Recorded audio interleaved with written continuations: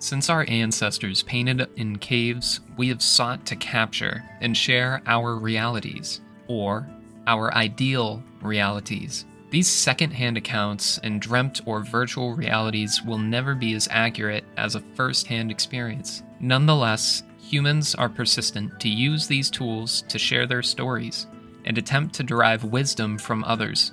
The mediums and philosophies through which we construct and consume realities come with constraints that influence both the viewer's interpretation and the author's ability to provide description. From oral tradition to the Oculus headset, our technology has affected us as much as we have evolved it, and the benefits we are convinced we receive come with hidden losses we have often overlooked. Boolean philosophy, which drives technology, prioritizes control and efficiency. This can deliver targeted information while removing interactions with potentially valuable ambient information, like stumbling upon an interesting textbook in a library or a helpful contact in a Rolodex. Logical thought changes through the medium which expresses it. Today, knowledge may be commonly thought of as bullet points, a descriptive outline, or a dictation. This was not always the case.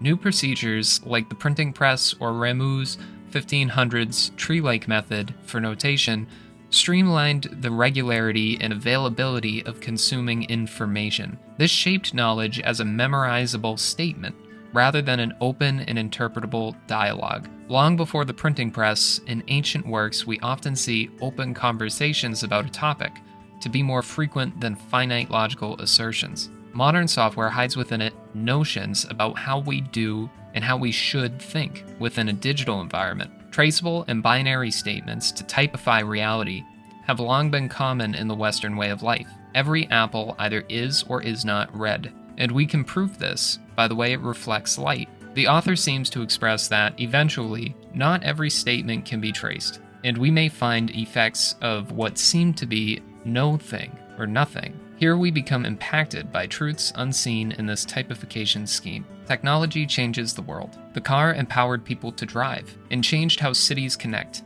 Plants were killed to build those roads. Rainwater was diverted to keep them drivable. And these changes have impacts felt even further downstream. A typewriter can print your name, it cannot sign it. Our signatures and any writing is far more unique and human than the mechanical press of an inked stamp, or the binary bits that dot our hard drives. The computer has led to many changes for humans.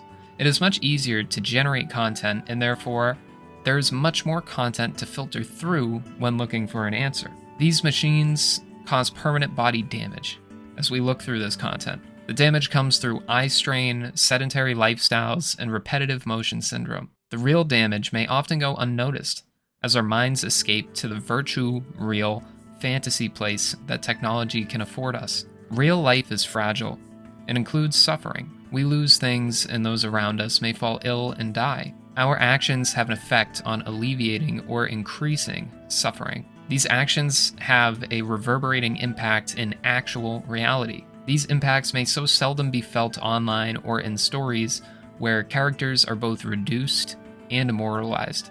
While we feel empowered by the breadth of modern data, it is important to remember that wisdom does not come from quantity. It comes from reflection. And how often do we reflect on each tweet, TikTok, or Reddit post we may have scrolled by? This book helps me understand why some cultures may have been so persistent to oppose new technology. Technology changes reality. The psychodynamics of new technology cannot be understood without first implementing that new technology. However, anything after that implementation is ultimately affected by the implementation. In the infinite cage of cyberspace, the hour becomes removed from our words. While we strain our bodies, searching for monological answers in the intellectual swamp, we lose our time, experience, and personal impact with the less typified connection to our shared reality. The morass of technology